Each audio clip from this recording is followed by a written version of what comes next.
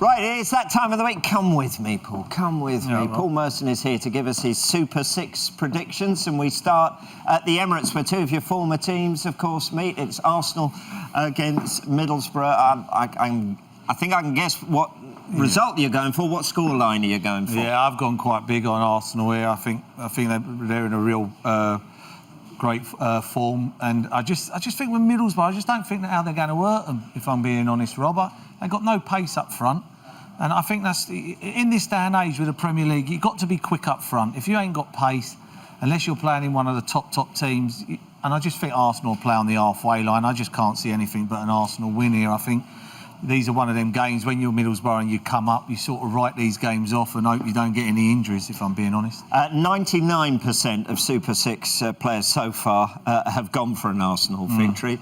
What does that tell you more about? I hear both sides coming from you. Arsenal supremacy or perhaps Middlesbrough struggles? Which one is it that's swaying them? I'd probably more go with Middlesbrough struggles. I just don't see where they're going to score goals. They're not going to hurt Arsenal. I mean, Arsenal have been very good. I mean, bar... Burnley, I thought they were very fortunate. Should have been a draw, really. But, I just think at the moment, I just think Middlesbrough are really struggling. I think come what January, they have to go and get someone with real pace. Don't have to be the greatest player in the world. Just got to have pace that's going to hurt someone on the break, because at the moment, teams are just suffocating them. OK, let's move on, shall we? Leicester at home to Crystal Palace. They have more Champions League wins, Leicester, than they do in the Premier League so far. Will they be able to replicate that form, though, against Alan Pardew's side tomorrow? No, I don't think so. I've gone for a draw here. I don't think there's too much between these two teams. I think people are catching on to Leicester now. They're just dropping off. They're not leaving a load of space. And teams are playing the way Leicester played last season against them, and they're finding it a little bit more difficult. And Palace on the counter-attack, I think Palace not better away, but they will cause problems away from home with their pace in the team, and I just don't see much between these teams. And Champions League football, it takes its toll during the week. It's hard physically, mentally, especially mentally, and I just think Palace will get a result here. OK, I'm just going to break off for a moment. We're just hearing, by the way, you can see at the bottom of your screen, Rotherham have appointed Kenny Jackett as their new manager. Alan Stubbs going during the week, and the former Wolves man now in charge of Rotherham. More on that to come later. Right, let's go. Sunderland, rock bottom, winless. They go to West Ham. Well, they're going to West Ham. Will they get any joy at the London Stadium? I've gone for West Ham here to win this game and to win it quite comfortably. I think Sunderland are struggling. I really do. I think, they've had injuries. They're relying on Defoe. I'm a big fan of his, but I say it every week, you can't just rely on him.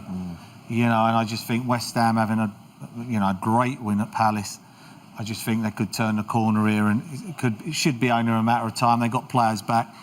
Cresswell come back the other day, put a great ball in for the goal. And I think West Ham get off now and they start moving up the table where they should be. 81% agree. West Ham win. Hull against Stoke. Two sides are coming into this in very different form. Then Hull beaten 6-1 at Bournemouth. Stoke beating Sunderland 2-0 for their first win of the season.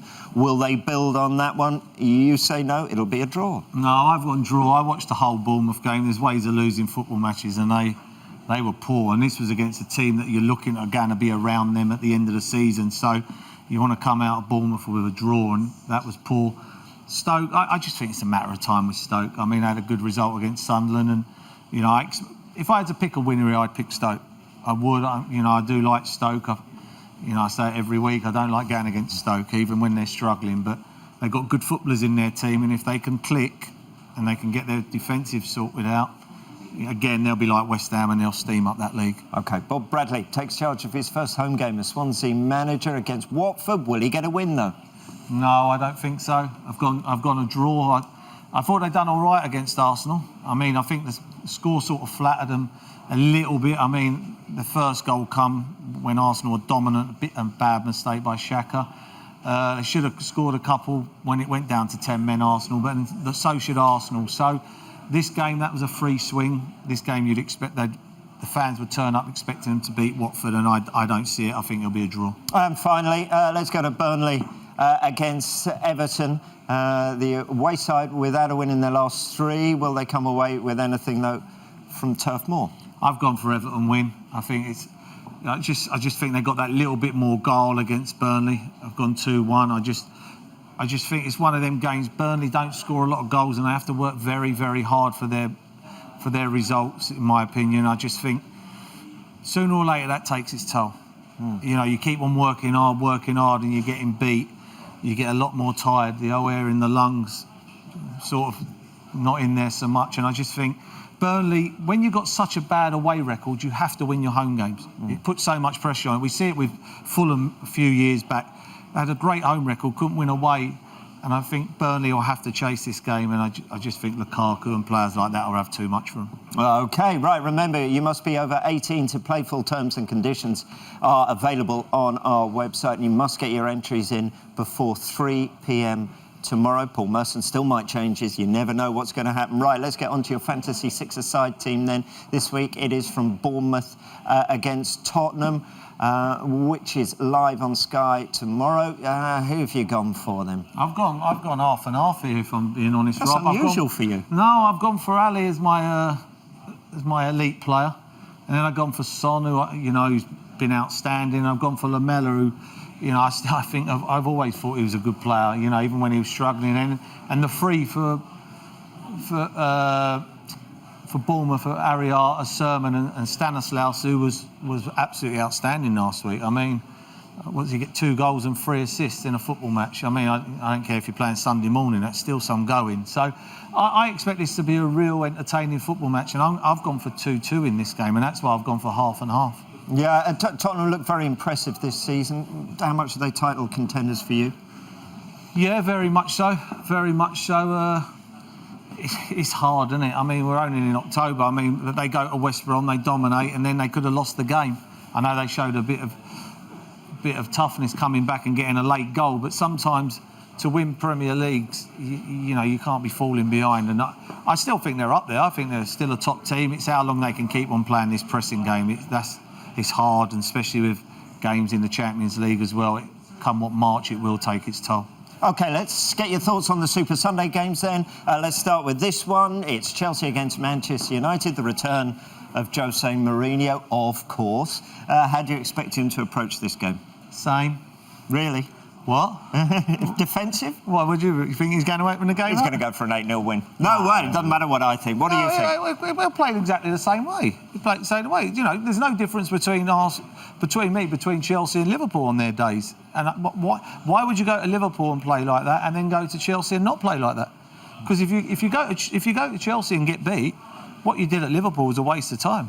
And I think if you do go to Chelsea and you get if it's 0-0 again, you come away and you go, right, you just played two of the top teams that are fighting for top 4 like we are, and we haven't lost. And that's the name of the game.